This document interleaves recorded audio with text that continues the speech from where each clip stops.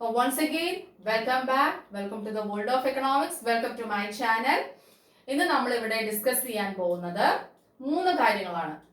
Closed economy, open economy and international trade. Okay, എന്താണ് closed economy, എന്താണ് open economy, എന്താണ് international trade. അപ്പം ഈ മാക്രോ എക്കണോമിക്സിനകത്ത് വളരെ ഇമ്പോർട്ടന്റ് ആയിട്ടുള്ള കൺസെപ്റ്റ്സ് ആണ്. എല്ലാ ലെവൽ ഡിഗ്രി, പി ജി, അതേപോലെ പ്ലസ് ടു ലെവൽ സ്റ്റുഡൻസിന് എല്ലാം യൂസ്ഫുൾ ആയിട്ടുള്ള ക്ലാസ് തന്നെയായിരിക്കും ഇത്. ഓക്കെ ദെൻ, അപ്പം എന്താണ് ഓപ്പൺ എക്കോണമി, എന്താണ് ക്ലോസ്ഡ് എക്കോണമി എന്ന് നമുക്ക് നോക്കാം.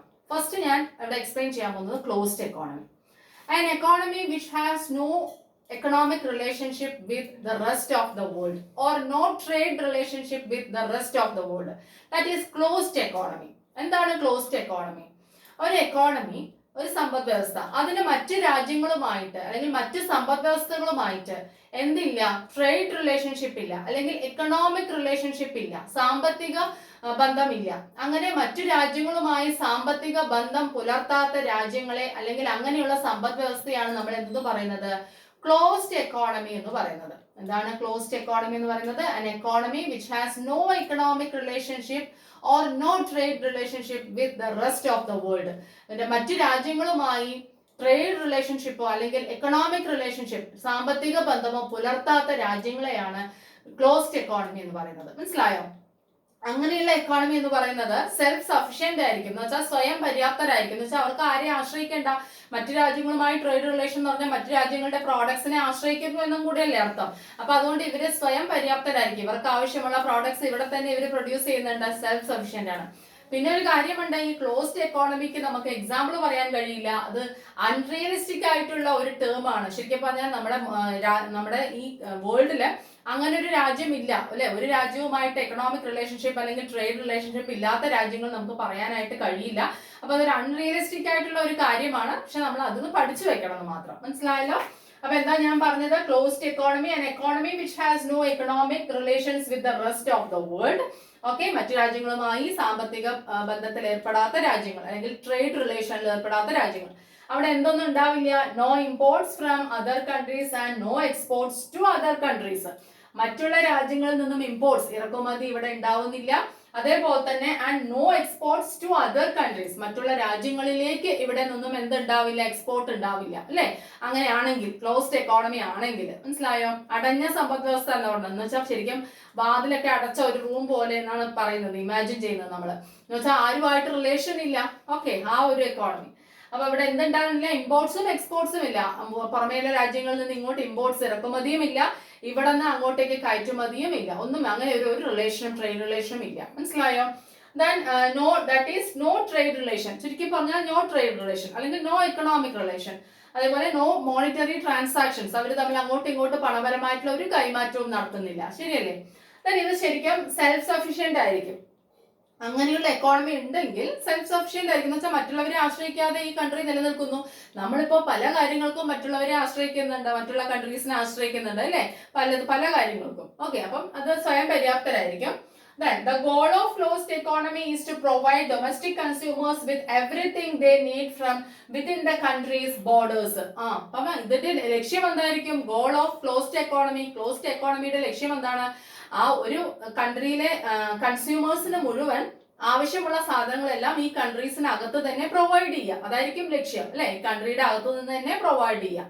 അപ്പൊ നമുക്ക് ആരെയും ആശ്രയിക്കുന്നില്ല. അപ്പം രാജ്യത്തിലെ ആൾക്കാർക്ക് ആവശ്യമുള്ള എല്ലാ സാധനങ്ങളും ബോർഡറിനകത്ത്, നമ്മുടെ കൺട്രിയുടെ ബോർഡറിനകത്ത് തന്നെ പ്രൊവൈഡ് ചെയ്യുക അല്ലെ. അത് ശരിക്കും എങ്ങനെയുള്ളത് തന്നെയാണ്, അൺറിയൽ ആയിട്ടുള്ള ഒരു സംഭവം തന്നെയാണ്. നമുക്ക് ഒരു എക്സാമ്പിളും ഈ ക്ലോസ്ഡ് എക്കോണമിക്ക് പറയാൻ കഴിയില്ല. മനസ്സിലായല്ലോ? അപ്പൊ ക്ലോസ്ഡ് എക്കോണമി റിപ്പീറ്റ് ചെയ്ത് കേൾക്കാൻ നമുക്ക് അടുത്ത ടോപ്പിക്കിലേക്ക് പോവാം. ഏതാണ്? ഓപ്പൺ എക്കോണമി, തുറന്ന സമ്പദ് വ്യവസ്ഥ. Just opposite to closed economy ആയിരിക്കും അല്ലെ. ഓപ്പോസിറ്റ് ആയിരിക്കും എന്തിന്? Closed economy. An open economy which has economic relationships or trade relations with the rest of the world. An economy which has economic or trade relations with the rest of the world. മറ്റുള്ള രാജ്യങ്ങളുമായി വ്യാപാര ബന്ധം അല്ലെങ്കിൽ എന്താ പറയുന്നത് സാമ്പത്തിക ബന്ധം പുലർത്തുന്ന രാജ്യങ്ങളെയാണ് ഓപ്പൺ എക്കോണമി എന്ന് പറയുന്നത്. Indian economy is an open economy. അതല്ലെങ്കിൽ എല്ലാ രാജ്യങ്ങളും അങ്ങനെ തന്നെയാണ്. നമുക്ക് ഇന്ത്യൻ എക്കോണമി എന്തായിട്ട് പറയാം? ഓപ്പൺ എക്കോണമിയാണ്. കാരണം നമുക്ക് we have trade relations with the rest of the world അല്ലെ. നമുക്ക് ട്രേഡ് റിലേഷൻസ് ഉണ്ട്, അല്ലെങ്കിൽ ഇക്കണോമിക് ട്രാൻസാക്ഷൻസ്, മോണിറ്ററി ട്രാൻസാക്ഷൻസ് ഉണ്ട്, പണപരമായിട്ടുള്ള കൈമാറ്റങ്ങൾ മറ്റു രാജ്യങ്ങളുമായി നമ്മൾ ചെയ്യുന്നുണ്ട് പല കാര്യങ്ങൾക്കും ആണല്ലോ. ഓക്കെ, അപ്പം an economy which has economic relations or trade relations with the rest of the world അല്ലെ, അതാണ് open economy. There will be imports from other countries and export to other countries. എന്തുണ്ടാവും? മറ്റുള്ള രാജ്യങ്ങളിൽ നിന്നും ഇറക്കുമതി ഉണ്ടാവും. നമ്മൾ അതേപോലെ ഇവിടെ നിന്നും അങ്ങോട്ടേക്ക് എന്തും ചെയ്തിട്ടുണ്ടാവും? കയറ്റുമതിയും ചെയ്യും. അപ്പൊ there will be imports and exports. ഇമ്പോർട്ടും എക്സ്പോർട്സും എല്ലാം ഉണ്ടാവും. ശരിയല്ലേ? ഓക്കെ, ഇനി Inter related and Inter dependent. അങ്ങനെയാണെങ്കിൽ നമ്മൾ കൺട്രീസ് തമ്മിൽ എങ്ങനെയാണ്? ഇന്റർ റിലേറ്റഡ് ആണ്, ഇന്റർ ഡിപ്പെൻഡന്റ് ആണ്. പക്ഷെ ഒരിക്കലും നമുക്ക് സെൽഫ് സഫീഷ്യന്റ് ആണെന്ന് പറയാൻ പറ്റില്ല, സ്വയം പര്യാപ്തരാണെന്ന് പറയാൻ പറ്റില്ല. കാരണം നമ്മൾ ശരിക്കും എന്താണ് മറ്റുള്ള രാജ്യങ്ങളെ ആശ്രയിക്കുന്നുണ്ട് പല പ്രോഡക്ട്സിനും. അതേപോലെ മറ്റുള്ള കൺട്രീസും നമ്മുടെ പ്രോഡക്ട്സിനെ ആശ്രയിക്കുന്നുണ്ട്. മനസ്സിലായോ? ഓക്കെ, അപ്പം ഇന്റർ റിലേറ്റഡും ഇന്റർ ഡിപ്പെൻഡന്റുമാണ്, ഒരിക്കലും സെൽഫ് സഫീഷ്യന്റ് അല്ല. ട്രേഡ് ബിറ്റ്വീൻ കൺട്രീസ്, അതായത് രാജ്യങ്ങൾ തമ്മിൽ എന്തിൽ ഏർപ്പെടും? ട്രേഡിൽ ഏർപ്പെടും. പിന്നെ അതിലൊരു പ്രത്യേകതയും കൂടിയുണ്ട്, ലാക്ക് ഓഫ് സെൽഫ് സഫീഷ്യൻസി ആയിരിക്കും. സ്വയം പര്യാപ്തരാവാൻ കഴിയില്ല. കാരണം ഇങ്ങനെയുള്ള ട്രേഡ് റിലേഷൻസ് ഉള്ളവർക്ക് ഓരോ പ്രോഡക്ട്സിനും മറ്റുള്ള രാജ്യങ്ങളെ ആയിരിക്കും ആശ്രയിച്ചിരിക്കുക. മനസ്സിലാവുണ്ടല്ലോ? ഓക്കെ, അപ്പൊ അതാണ് ഓപ്പൺ എക്കോണമി. അപ്പൊ economic and trade relations with the rest of the world ഉണ്ടാവും. രാജ്യങ്ങൾ തമ്മിൽ എക്കണോമിക് ആൻഡ് ട്രേഡ് റിലേഷൻസ് ഉള്ള എക്കോണമിയാണ് ഓപ്പൺ എക്കോണമി എന്ന് പറയുന്നത്. Indian economy is an open economy. Self sufficiency ഉണ്ടാവുന്നില്ല, ഇമ്പോർട്ട്സും എക്സ്പോർട്സും എല്ലാം ഉണ്ടാവും. ഓക്കെ, ഇനി നമുക്ക് എന്താണ് ഇന്റർനാഷണൽ ട്രേഡ് എന്ന് പഠിക്കാം. എന്താണ് international trade? Trade between two countries or trade with the rest of the world അല്ലെ. Trade relation with the rest of the world. രണ്ട് രാജ്യങ്ങൾ തമ്മിൽ അല്ലെങ്കിൽ കുറെ രാജ്യങ്ങൾ തമ്മിലുള്ള ട്രേഡ്, വ്യാപാര ബന്ധത്തിനെയാണ് നമ്മൾ എന്ത് പറയുക? International trade. രാജ്യങ്ങൾ തമ്മിലുള്ള വ്യാപാരം, അതാണ് ഇന്റർനാഷണൽ ട്രേഡ്, അന്താരാഷ്ട്ര വ്യാപാരം എന്ന് പറയുന്നത്. മനസ്സിലായല്ലോ? അപ്പം trade between two countries or different countries, കുറെ രാജ്യങ്ങൾ തമ്മിലുള്ള ട്രേഡ് അല്ലെങ്കിൽ രണ്ട് രാജ്യങ്ങൾ തമ്മിലുള്ള ട്രേഡിന് നമുക്ക് ഇന്റർനാഷണൽ ട്രേഡ് എന്ന് പറയാം. അപ്പൊ അതിനകത്ത് എക്സ്പോർട്ടും ഇമ്പോർട്ടും ഉണ്ടാവും അല്ലെ. എന്ന് വെച്ചാൽ നമ്മൾ രണ്ട് രാജ്യങ്ങൾ ഇന്റർനാഷണൽ ട്രേഡിൽ ഏർപ്പെടുകയാണെങ്കിൽ ഒരു രാജ്യത്തിലെ പ്രോഡക്റ്റ് അങ്ങോട്ട് പോകും, ആ രാജ്യത്തിലെ പ്രോഡക്റ്റ് ഇങ്ങോട്ട് വരും. അങ്ങനെ എക്സ്പോർട്ടും ഇമ്പോർട്ടും എല്ലാ തരത്തിലുള്ള റിലേഷനും ഉണ്ടാവും. അതാണ് ഇന്റർനാഷണൽ ട്രേഡ് എന്ന് പറയുന്നത്. ഈ ഇന്റർനാഷണൽ ട്രേഡിന് ലിങ്കേജസ് ഉണ്ട്. എന്തൊക്കെയാണെന്ന് നോക്കിക്കോളൂ.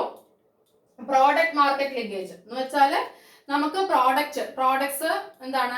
ഏത് പ്രോഡക്റ്റ് വേണമെങ്കിൽ നമുക്ക് തിരഞ്ഞെടുക്കാം. ഫോറിൻ പ്രോഡക്റ്റും ഇവിടെയുള്ള പ്രോഡക്റ്റ് നമുക്ക് തിരഞ്ഞെടുക്കാം അല്ലെ.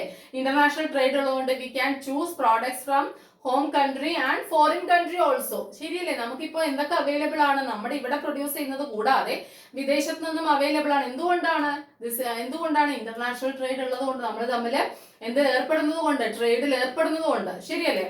അപ്പൊ അതാണ് പറയുന്നത് product market linkage. Through product market linkage consumers can enjoy home products and foreign products.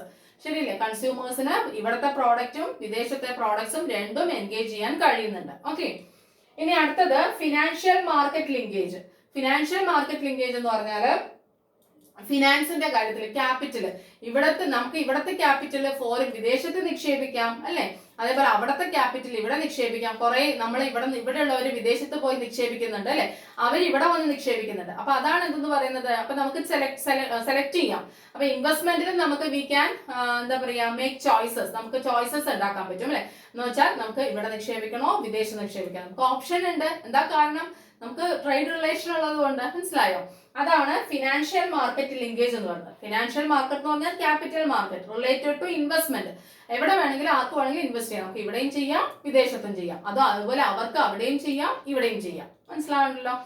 Okay, next one factor market linkage. എന്താണ് ഫാക്ടർ മാർക്കറ്റ് ലിങ്കേജ്? അത് ഈ ഫാക്ടേഴ്സ് ഓഫ് പ്രൊഡക്ഷൻ, ലേബർ ഒക്കെ. ഇപ്പൊ തൊഴിലാളികൾക്ക് നമുക്ക് ഇവിടെ വേണമെങ്കിൽ ജോലി ചെയ്യാം, വിദേശത്ത് വേണമെങ്കിൽ ജോലി ചെയ്യാം, ചാൻസ് കിട്ടിയാൽ. ശരിയല്ലേ? അപ്പൊ സെലക്ട് ചെയ്യാം. അതേപോലെ അവർക്കും നമ്മുടെ ലേബേഴ്സിനെ സെലക്ട് ചെയ്യാം, അവരുടെയും സെലക്ട് ചെയ്യാം. നമുക്ക് അതേപോലെ അവരുടെയും സെലക്ട് ചെയ്യാം, നമ്മുടെയും സെലക്ട് ചെയ്യാം. അതാണ് ഈ ഫാക്ടർ മാർക്കറ്റ് ലിങ്കേജ് എന്ന് പറയുന്നത്. ഫാക്ടേഴ്സ് ഓഫ് പ്രൊഡക്ഷൻ എവിടെ നിന്ന് വേണമെങ്കിലും സെലക്ട് ചെയ്യാം. റോ മെറ്റീരിയൽസ് ആയിക്കോട്ടെ, ലേബർ ആയിക്കോട്ടെ, മനസ്സിലായോ? ലാൻഡ് മാത്രം അങ്ങനെ പറ്റില്ല അല്ലേ? ഓക്കെ. അപ്പം ഈ ഫാക്ടർ മാർക്കറ്റ് ലിങ്കേജിൽ ലേബേഴ്സിന്റെ കാര്യമാണ് എടുത്തു പറയുന്നത്. നമ്മുടെ എത്രയോ പേര് വിദേശത്ത് പോയി ജോലി ചെയ്യുന്നു അല്ലെ, പല ജോലിക്കാർ അല്ലെ, അതേപോലെ അവിടെ നിന്നും ജോലി ചെയ്യുന്നു. അപ്പം ഈ രണ്ട് രാജ്യത്തിനും സെലക്ട് ചെയ്യാം, ഏത് വേണമെങ്കിലും സെലക്ട് ചെയ്യാം. അതാണ് ഇന്റർനാഷണൽ ട്രേഡിലുള്ള ഈ 3 ലിങ്കേജസ്. ഒന്ന് പ്രോഡക്റ്റ് മാർക്കറ്റ് ലിങ്കേജ്, ഏത് പ്രോഡക്റ്റ് വേണമെങ്കിലും സെലക്ട് ചെയ്യാം. 2 ഫിനാൻഷ്യൽ മാർക്കറ്റ്, ഇൻവെസ്റ്റ്മെന്റിനുമായിട്ട് റിലേറ്റ് ചെയ്തത്. 3 factor market linkage, factors of പ്രൊഡക്ഷന്റെ. ഓക്കെ. ഇനി ഒരു ടേം ഉണ്ട്, ഡിഗ്രി ഓഫ് ഓപ്പൺനെസ്. എത്ര ഡിഗ്രി ഓഫ് ഓപ്പൺനെസ്, നമുക്ക് ഒരു ഓപ്പൺ എക്കോണമി എത്രത്തോളം ഓപ്പൺ ആണ്, നമ്മൾ എത്രത്തോളം റിലേഷൻ ഉണ്ടെന്ന് അറിയാനായിട്ട് എന്താ മനസ്സിലാക്കേണ്ടത്? നമ്മൾ എത്രത്തോളം ഓപ്പൺ എക്കോണമി ആണ് നമ്മുടെ, അത് മനസ്സിലാക്കാനായിട്ട് ratio between foreign trade and GDP നോക്കിയാൽ മതി. ഫോറിൻ ട്രേഡും GDPയും തമ്മിലുള്ള റേഷ്യോ, അതായത് എത്രത്തോളം ഫോറിൻ ട്രേഡിൽ ഏർപ്പെട്ടു അതിൽ നിന്ന് മാത്രം നമുക്ക് എത്ര GDP ഉണ്ടാക്കാൻ കഴിഞ്ഞു. GDP, money value of all final goods and services produced in the domestic territory of a country during a year. അപ്പം ആ ഒരു എന്താ പറയാ, ഫോറിൻ ട്രേഡിൽ നമ്മൾ ഏർപ്പെടുന്നു, അതിനനുസരിച്ച് നമുക്ക് എത്ര GDP ഉണ്ടായി, ആ റേഷ്യോയെയാണ് നമ്മൾ എന്ത് പറയുന്നത്, ഡിഗ്രി ഓഫ് ഓപ്പൺനെസ്. റേഷ്യോ പറഞ്ഞ അനുപാതം. ഓക്കെ. അപ്പം ഈ ആരൊക്കെ തമ്മിലുള്ള റേഷ്യോ ആണ്, അനുപാതമാണ്? ഫോറിൻ ട്രേഡും GDPയിലുള്ള ഗ്രോത്തും, അതായത് വിദേശ വ്യാപാരവും GDPയിലുള്ള വളർച്ചാ നിരക്കും, ഇത് രണ്ടിന്റെയും അനുപാതമാണ് എന്തെന്ന് പറയുന്നത്, ഈ ഡിഗ്രി ഓഫ് ഓപ്പൺനെസ് എന്ന് പറയുന്നത്. ആ ഒരു ടേമും കൂടെ നിങ്ങൾക്ക് പഠിക്കണം. മനസ്സിലായല്ലോ? Okay. Ratio between foreign trade and GDP, that is degree of openness. അത് നോക്കിക്കഴിയുമ്പോൾ നമുക്ക് മനസ്സിലാവും നമ്മൾ എത്രത്തോളം ട്രേഡിൽ ഏർപ്പെടുന്നുണ്ട്, എത്രത്തോളം ഓപ്പൺ എക്കോണമി ആണ് നമ്മുടേത് എന്ന് നമുക്കത് മനസ്സിലാക്കാനായിട്ട് കഴിയും. ഓക്കെ. അപ്പൊ വളരെ ഇമ്പോർട്ടന്റ് ആയിട്ടുള്ള കൺസെപ്റ്റ് ആണ് closed and open economy. Foreign trade എന്താണ്, അതിന്റെ ലിങ്കേജസ് എന്തൊക്കെയാണ് നമ്മൾ പഠിച്ചു. ഓക്കെ. അപ്പൊ അടുത്ത ക്ലാസ്സിൽ ബാക്കി ടോപ്പിക്സുമായിട്ട് നമുക്ക് വീണ്ടും കാണാം. അപ്പൊ എല്ലാവരും കാണാനും സപ്പോർട്ട് ചെയ്യാനുമായിട്ട് ശ്രമിക്കുക. Okay, then thank you. Thanks a lot.